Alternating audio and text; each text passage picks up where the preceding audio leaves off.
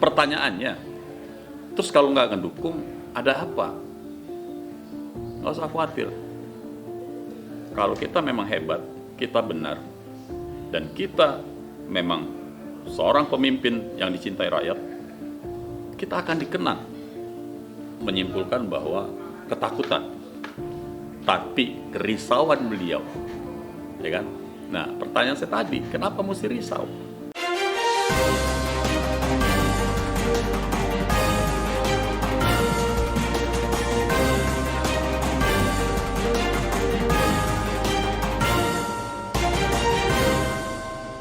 One Kawan TV One. Selamat siang sahabat One Kawan TV One dan Racikan Berita. Alhamdulillah hari ini tanpa sengaja saya bertemu kawan atau abang saya yang seperjuangan 2019 yang lalu. Dari fenomenal dia menciptakan lagu sampai dia sendiri akhirnya mendukung salah satu capres, yaitu pada tahun 2019 itu adalah Bapak Prabowo dan Pak Sandiaga Uno. Di tengah perjalanan mendekati Pilpres 2024, beliau bergabung di koalisi perubahan, yaitu di Partai Demokrat. Dan informasinya Bang Alang ini justru dia di Dapil Yogyakarta. Nah, di hadapan sahabat semua One Kawan TV One dan Racikan Berita pasti rindu dengan beliau kan. Nah, saya culik nih sedikit nih. Saya mau nanya, dari mana apa yang diperhatikan dan dilihat oleh Bang Alang tentang isu yang beredar bahwa istana itu menjadi posko kemenangan salah satu presiden, dan bahasa kerennya sekarang cawe-cawe, presiden cawe-cawe. Gimana tuh Bang pendapat Abang? Ya, terima kasih. Assalamualaikum warahmatullahi wabarakatuh. Saya Sang Alang, ketemu lagi di era pergerakan. Jadi kalau saya menilai soal cawe-cawe bagi saya adalah virus yang akan membunuh demokrasi, ya kan? Demokrasi ini harus bebas dari tekanan, dan pemilu ini orang harus bahagia. Bahagia apa? Karena bahagia akan menyambut perubahan. Nah, namun masyarakat membaca ketika presiden cawe-cawe, ya, di situ presiden sedang menunjukkan tampak kegelisahannya. Gelisah, apakah benar visi misi dia akan dilanjutkan? Ya kan? Apakah benar bahwa presiden yang akan datang tetap mendukung program-programnya? Pertanyaannya, terus kalau nggak ngedukung, ada apa? Jika tidak ada udang di balik batu, kenapa mesti risau? Jadi siapapun saja, presiden harusnya legowo melepas tampuk kepemimpinannya dan menyerahkan tongkat estafet kepemimpinannya pada presiden terpilih mendatang, tanpa harus meng-create siapa yang akan menjadi presiden dan siapa akan menjadi wakil. Nggak usah khawatir. Kalau kita memang hebat, kita benar, dan kita memang seorang pemimpin yang dicintai rakyat, kita akan dikenang. Oh, era Pak Jokowi telah membangun ini. Luar biasa. Rakyat ini sejahtera. Parameternya apa? Ya, sektor real jalan, gitu ya. Terus rakyat sejahtera. Tingkat kepuasan rakyat betul-betul tidak cuma di atas kertas. Jadi rakyat betul-betul bahagia atas kepemimpinan Pak Jokowi. Dan kalau memang sesuai kepada survei yang katanya 80% rakyat Indonesia puas dengan kepemimpinan Pak Jokowi, Kinerja Pak Jokowi, ya kan, kepemimpinan zaman Pak Jokowi, nggak usah khawatir.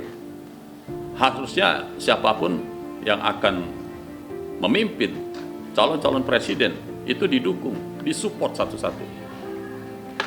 Jadi nggak usah bikin ini endorse itu, enggak. Menurut saya ya. Maka dari itu cawe-cawe adalah virus demokrasi. Menurut Bang Alang ya, ini menurut Bang Alang, selama pengamatan Bang Alang, kenapa sih khususnya Pak Jokowi terkesan kayak ketakutan gitu adanya peralihan kekuasaan yang tidak sejalan dengan beliau? Saya belum sampai menyimpulkan bahwa ketakutan, tapi kerisauan beliau, ya kan? Nah, pertanyaan saya tadi, kenapa mesti risau?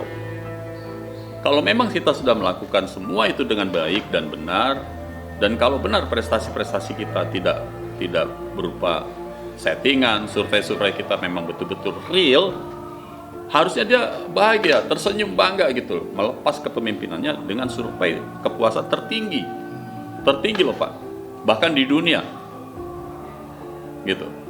Vladimir Putin saja cuma 80%, kalau nggak salah ya. Ya. Vladimir Putin. Tapi Pak Jokowi jauh di atas Vladimir Putin. Karena survei kepuasan itu walaupun 0,5%, selisihnya itu udah hebat. Nah ini 2 atau 3 di atas Vladimir Putin. Berarti hebat Pak Jokowi. Kenapa mesti risau? Nah, saat ini kan Bang Alang kan tergabung dalam salah satu partai. Dalam konsep konsep mendukung salah satu capres itu, yang paling dipikirkan oleh Bang Alang adalah bagaimana untuk memenangkan capres yang kita dukung. Pertama-tama saya berpikir bahwa saya ini orangnya berusaha gentle ya. Waktu saya di Partai Gerindra, saya menduduki posisi Wakil Sekjen Dewan Pimpinan Pusat.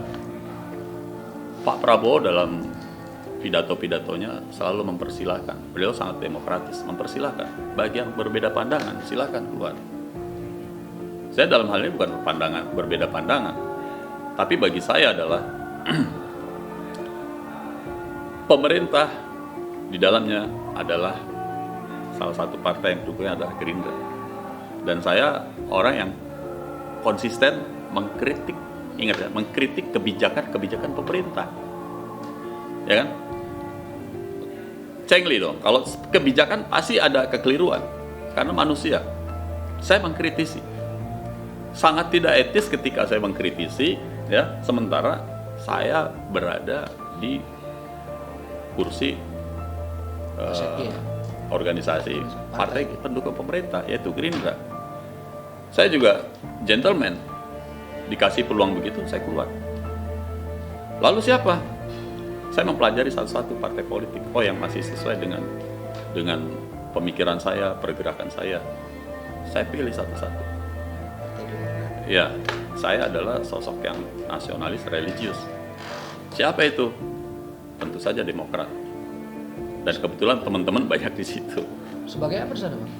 Saya di sini tidak ada jabatan, belum ada jabatan, karena memang saat ini yang saya pikirkan adalah bagaimana kita bergabung kepada kelompok-kelompok yang berhaluan pemikiran sama. Tentu saja garis utamanya adalah Undang-Undang Dasar dan Pancasila. Dan yang paling tegak lurus terhadap Pancasila dan Undang-Undang Dasar adalah, menurut saya hari ini, ya semua juga ya merasa seperti itu. Tapi yang cocok dengan jiwa saya adalah Partai Demokrat. Oke Bang, saya setuju pendapat itu. Lalu kembali lagi ke masalah bentuk cawe-cawe tadi. Layak nggak menurut Bang Alang bahwa seorang presiden itu selalu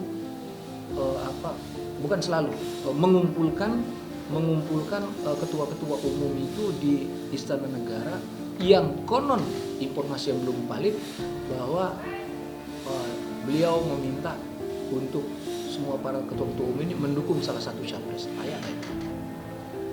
Pertama yang saya lihat adalah tidak lazim, karena saya terus terang saja beberapa peralihan kepemimpinan saya mengamati, baru kali ini saja. Gitu. Era terbaik menurut saya bukan karena saya di Demokrat.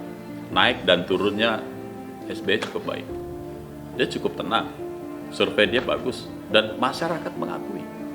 Gitu.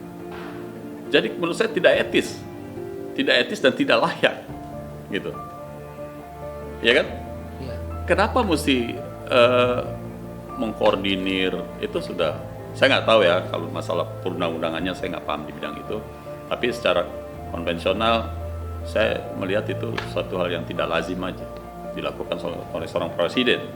Presiden menjadi endorser seorang capres.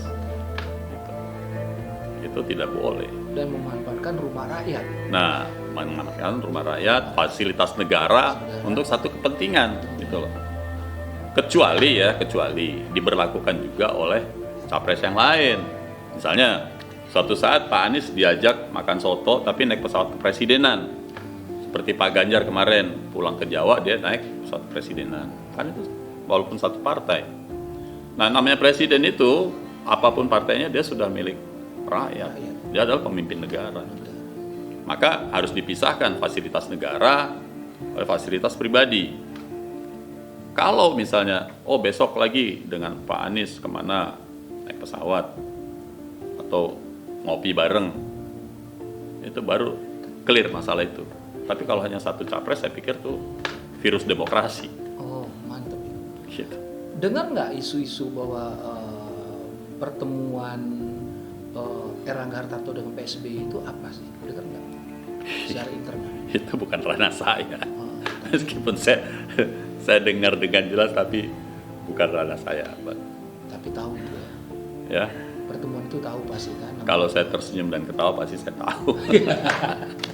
Cuman bukan ranah saya. Apalagi saya kan di situ memang. Iya, menarik. Gitu. Saya tanya Bang, Ya. ke Bang Alam. Abang mendukung Anies secara pemikiran personal atau karena arahan dari partai? Saya kenal secara pribadi dan Mas Anies juga kenal saya. Beberapa kali kita ngobrol. Secara pemikiran dia bagus. Bagaimana dia, Mas Anies itu lebih pada gagasan. Era saat ini pertandingan Pilpres adalah era gagasan. Nah, masyarakat ini harus kita edukasi. Tadi kita ada kumpul-kumpul relawan. Hari ini Indonesia butuh presiden yang kuat dan pintar dalam hal mengemukakan gagasan, mempresentasikan gagasan, ya, lalu mempraktekkan gagasan. Yang sudah melakukan itu, dia membuat embrio sebuah gagasan, dia membesarkan dan melahirkan dan dia praktekkan, adalah Pak Anies. Pak Anies punya portofolio tentang Jakarta. Bagaimana Jakarta itu menjadi sebuah, kalau kita lihat highlightnya menjadi seperti, saya pernah jalan-jalan di Jepang ya, di Geisha, itu mirip Sudirman Tamrin. Andai kata Pak Anies diberi kekuasaan di seluruh Indonesia, mungkin kota-kota lain akan dibuat bagus seperti itu, tanpa ya, tapi saya bilang Mas Anies, Anda bagus, tapi tolong tidak serta-merta membangun ini itu dengan hutang. Ini pesan saya saja. Oh dia oke. Terakhir saya ketemu berapa bulan yang lalu kita bicara. Sejauh apa kenal dengan Pak Capres, calon Capres Pak Anies? Pak Anies dia mengenal saya sebagai relawan yang presidium gerakan 2019 ganti presiden. Dan saya memang mengagumi dia setiap dia presentasi, paparan. Ini orang retorikanya bagus, pemilihan kata-katanya bagus, santun, pribadinya lemah lembut, tidak kelotak-klotok, memilih bahasa yang tidak sopan. Saya pikir beliau layak dijadikan pemimpin bangsa ini. Kita butuh orang seperti itu. Menanggapi buzzer-buzzer bagaimana Bang? Buzzer-buzzer memang susah ya masyarakat kita. Dia memanfaatkan pemikiran masyarakat kita yang masih apa ya? Yang masih belum cerdas dalam hal menganalisa berita gitu. Nah, sedikit sekali masyarakat kita yang menganalisa berita, bertanya kepada yang tepat, orang yang tepat. Nah, kebanyakan masyarakat ini yang percaya dengan buzzer adalah orang-orang yang ya udahlah, begitu ceritanya lah. Tanya sono sini. Jadi tugas kita memang mengedukasi. Relawan-relawan harus mengedukasi pada tatanan masyarakat tingkat bawah, menengah dan ke bawah. Kalau di atas sih udah pasti orang tahu lah, rasionya udah jalan. Yang Bang Alang khawatirkan dalam Pilpres 2024 ini apa Bang? Lagi-lagi kecurangan. Kecurangan. Karena saya khawatir ya, ini pemerintah harusnya menanggapi nih, siapa sih wanita emas itu? Ya, Hasna ini. Ya. Saya kalau bicara kecurangan, dasarnya itu. Kenapa saya harus percaya dia? Karena dia itu dekat dengan ketua KPU. Jadi itu harus harus kita waspadai gitu loh. Coba lihat nanti kalau ucapan dia benar gak? Capres cawapresnya itu benar gak? Nah kalau benar itu hati-hati, kita warning. Gitu. Ya, kalimat yang paling top dari Hasni ini wanita emas itu lah, masuk tuh barang. Nah itu dia, barang tuh masuk tuh barang. Itu barang.